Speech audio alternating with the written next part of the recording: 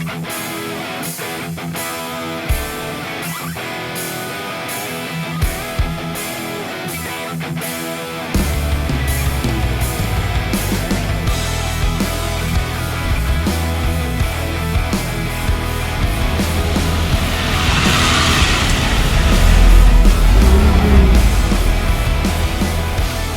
everybody, welcome back to Jeep Doc.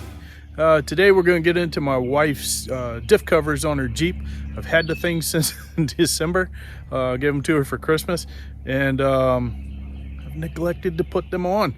So anyway, let me introduce you to her Jeep. Okay, so this is our 2017 Jeep JK Hard Rock Edition. It's had a couple of upgrades to it. It has a 1.5 inch Terraflex lift on it. We put a 10,000 pound synthetic lime Warren winch on the front of it, along with Maximus Stinger, and it already had the LED headlights in it. Got a nice Poison Spider Fair lead on there, and a ProLink by Factor 55. It's in nice shape. It's got like 60,000 miles on it. But the tires that's on it are my old tires off my Gladiator. They're 33s, so I put 35s on that.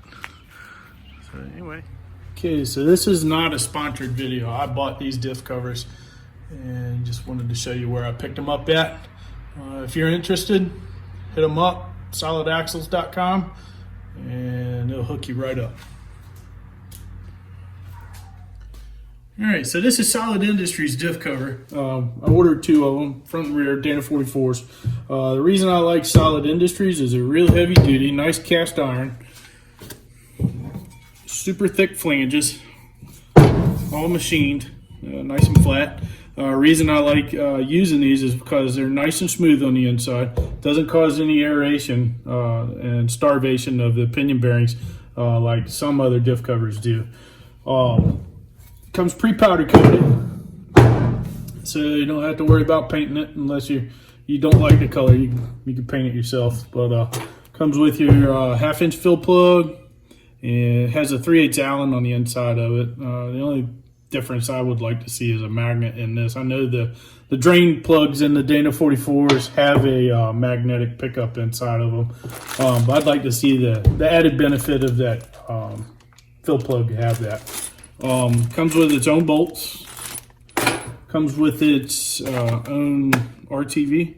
I'm not going to use this RTV. I have my own. I like the Mopar. I'm a Mopar freak. It comes in this little container that you can put in a caulking gun. Makes it a little bit easier to apply.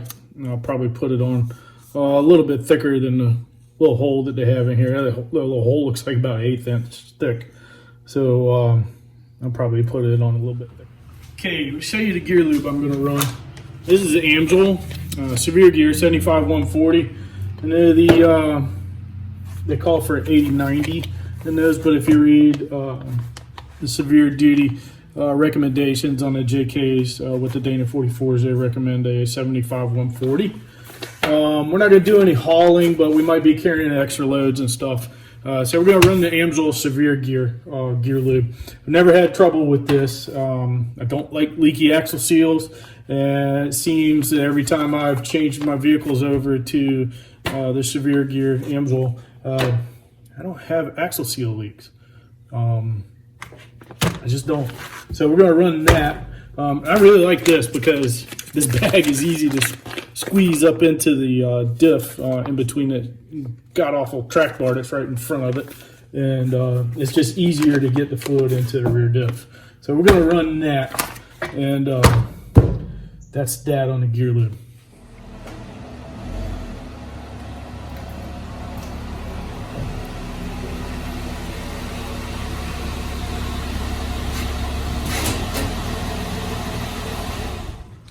Alright guys, we're going to start by draining the diff. Doing that, I always crack this plug first. If I can get it. There we go.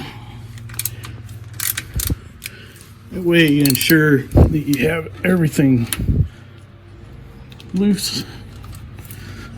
And underneath here is another 1/2-inch fill or drain plug. Just loosen that, make sure you got a bucket underneath it. I leave this in so the suction doesn't allow the fluid to come out super fast. I'm trying to do this with you guys right in front of me. It's kind of hard. If I hit the camera, sorry. I just recently changed this, probably back in, I think it was October last year. Yeah, so you can see it's not that bad. Still clear. Let that drain. I'll show you what it does when you take this plug out. See how the volume increases. It's no big deal. You got a couple bolts here. It's going to be really hard to get out from in front of this track bar. So I'm going to use a ratchet wrench on these two right here. The rest of them I should be able to hit with the impact. It should come right off. I'll do these first. The 1/2-inch wrench. You can use a 13 on it, but I use a 1/2 inch. And get these guys out. I mean, it's just a real simple job. It's just a little time consuming, getting everything set up for you. But it's easy. I don't know about a lot of you guys, but I'll take a tap and clean these holes out. You see all that RTV that's stuck on that bolt. I'm going to set these to the side and the diff cover to the side because I'm not going to reuse this diff cover. So sorry if I get in y'all's way.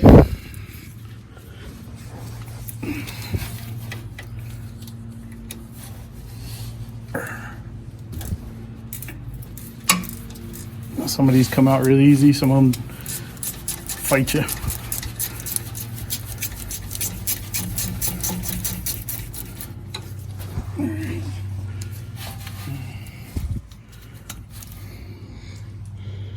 See, it's got a full RTV. I've never changed this cover on this thing. We bought this brand new, so I don't know if that came from the factory that way or if they just, when she had it in for a service, they changed the fluid. So I'm gonna leave this top bolt loose up there. That way when we hit the cover to get it off, it will keep the cover in place.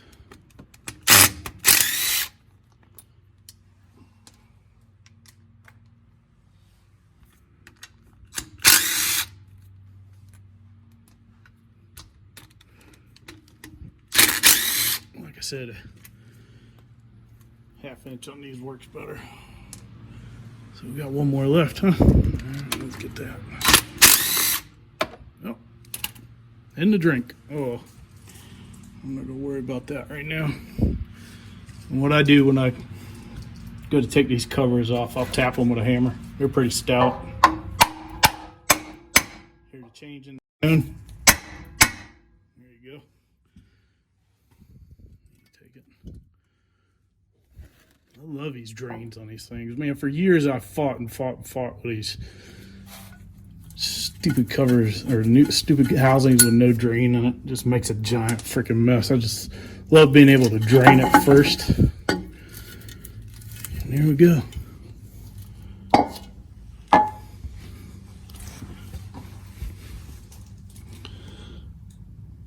Nice and clean in there. I love seeing that fluid come out golden color. Of course, I change my fluids all the time anyway. So anyway, I'm going to take and clean this gasket material off of it. I got to take this off because we're not going to be able to reuse this mount. It holds the, I believe this is ABS. Yeah, it leads to one of the ABS sensors. So we'll zip tie it to this guy right here. Give it a little bit of slack so it's not messing it up. There's your electronic locker and everything set up. I like the These lockers a lot better than I did those vacuum actuated lockers. They were a pain in the butt. Half the time it didn't work. So far, this one, every time I engage it, it works. Every time I engage the sway bar, disconnect, it works. So can't complain too much about this Jeep. Anyway, I'll get this surface cleaned up and we'll be right back. All right, I figured I'd show you how I clean them up. I just take rag, cover everything up best I can.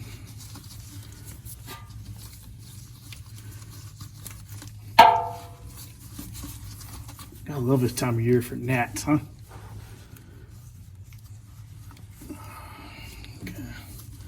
Doesn't have to be perfect. You just want to keep the majority of the junk off of it. You take that,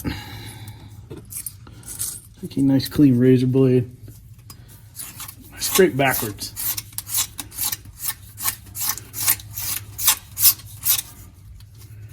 You can take some of the junk off, but if you take and scrape backwards, it gets the majority of the junk off of it easier.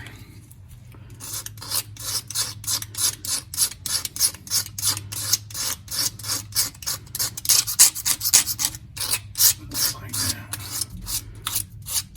Come back and pinpoint little areas.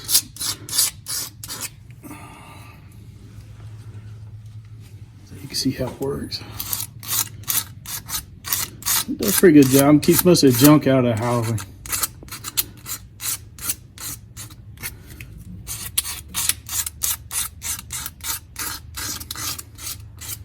I'm gonna spare y'all the time spent doing that. I've probably done that before, but I just wanted to show you how I did it. So let me get this cleaned up and we'll come back.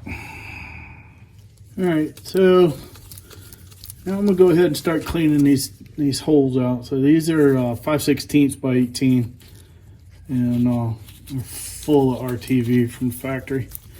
I just checked all our service records, and we don't have any record of them ever changing our diff fluid when we had our service plan with them. So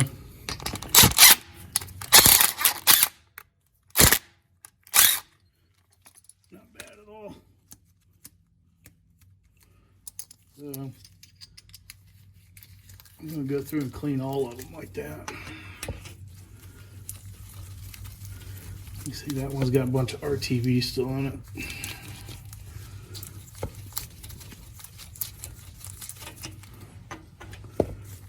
Bunch of junk.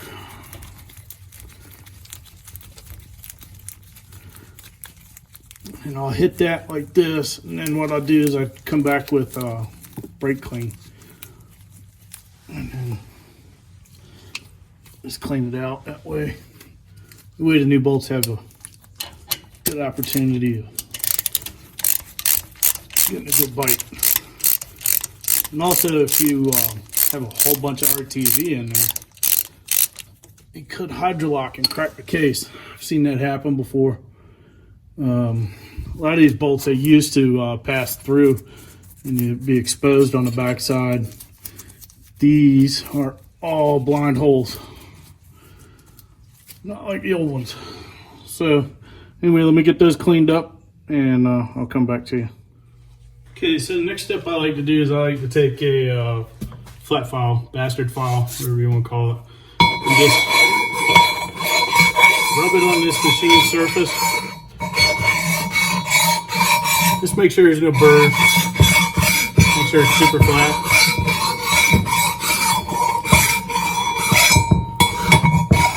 Don't want to go in a back and forth motion. That's really bad. You go like you're sitting in a car, back motion. So basically, you're just checking it for burrs where they've drilled the holes in the edges. That's pretty much machined, so that's decent. Then take some brake clean, wipe it off real good. And wipe the inside of this. Sometimes I get a little debris from sitting around. It'll come hot off of presses and come straight to you. Not all the time. Sometimes, not all. So make sure you wipe it out really good. Then on to the next step, we'll do some RTV. All right, we got our Mopar sealant loaded up in our caulking gun here. I'm gonna go ahead. I'm gonna try it with that small hole and see what kind of bead we get out of it. Yeah, that's workable.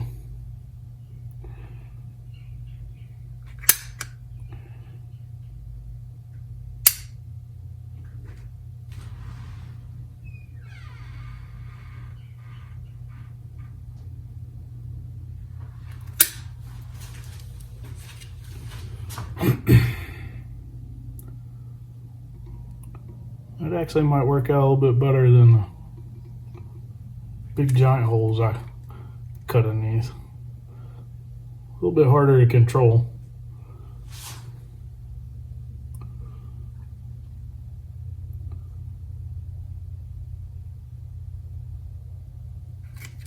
Alright, it's not too bad. And I stole one of these caps off of one of my old urethane caulk containers, and let's stick it right on there. And hopefully that dries and I can reuse that too.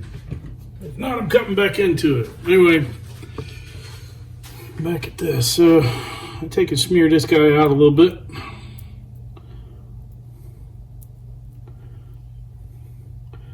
Goal here is not to have all that RTV smear and squish into the diff. Get good coverage. It's like I said, it's machine surface. We cleaned the other surface really good, got it all nice and dry. You don't need a ton of this stuff. You know, a lot of people use the lube blockers. I guess I'm a old timer. I like using the RTV. Back in the day, they used to use a gasket, regular old paper gasket.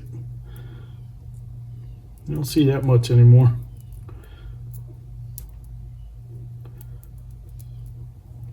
So, a nice even surface like that.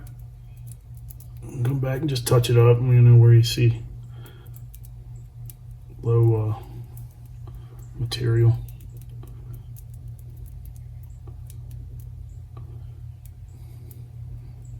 So I let this RTV sit up for probably about 5 minutes before I go ahead and install the diff cover. I see right here where there's not a whole lot of RTV in that corner. Go ahead and just smear it around. It's forgiving.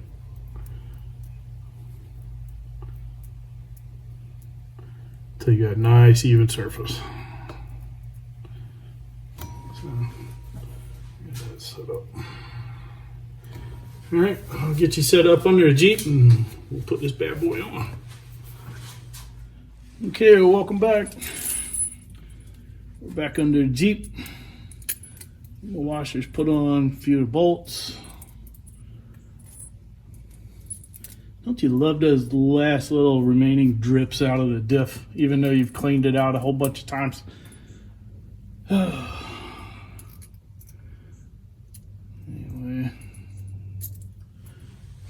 let's go ahead and clean that off. That stuff usually just is dripping off of gears, and just happens to makes it way down to the. Oh yeah, there it is again. Awesome. Thanks, gears.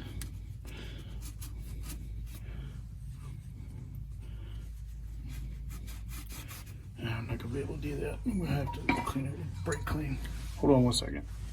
All right, we're gonna try this one more time. Hopefully the fluid monsters don't get us. There we go. Man, that thing's heavy. Lined up with bolt holes.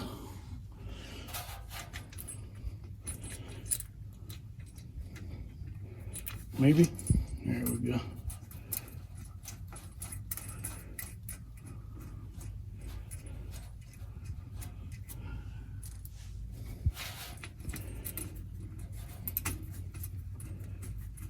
There we go.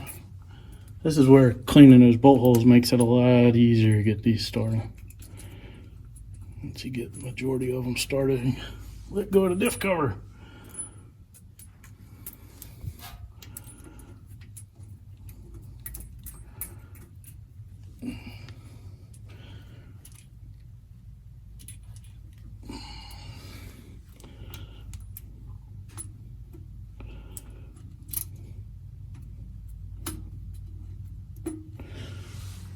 So I got the majority of those in there. Anyway, you get the idea. Let me get these started and put in, and we'll come back and we'll torque these down, okay? Here, we got all the bolts in. I'm gonna go ahead and torque the ones that we can get to manufacturer spec. I'm in a cross pattern. Get rid of that.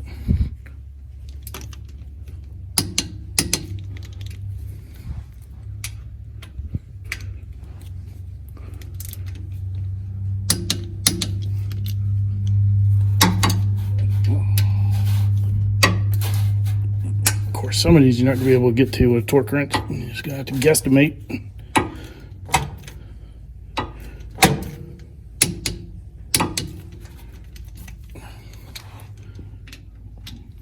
Sorry if I'm kicking y'all around. It's just kind of hard to get to. I've already torqued most of these. Just going back checking.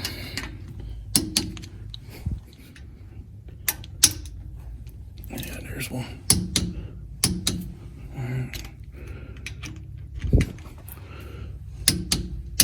So one's behind the track bar, like this one and this one are going to be really tough to get to. I'm just going to go with a regular 1/4 inch Allen, tighten them up, Guten tight, German torque wrench. But we know the rest of them are tight. I think we got this one left.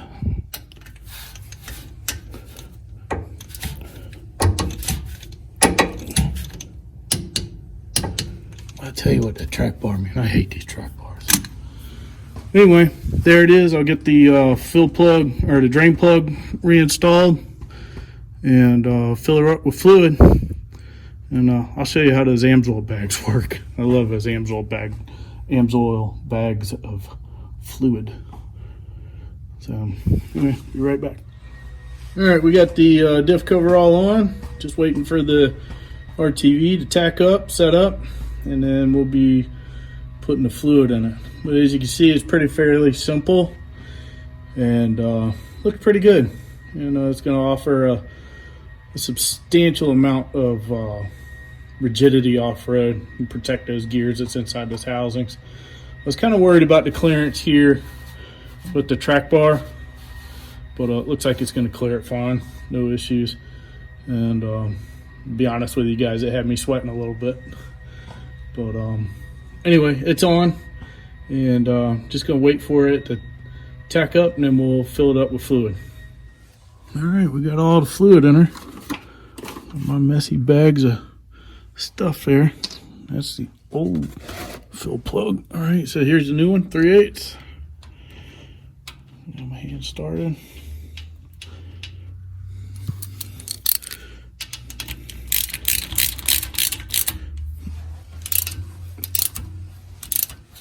All right, so it's snug. That's all you want. Don't need much after that. We'll go ahead and secure this up to the emergency brake cable so it doesn't flop around, and then we'll call this job done. Hey guys, thanks for watching. If you liked what you just saw, please like and subscribe. Make sure you ring the notification bell so you can get more content as it comes out.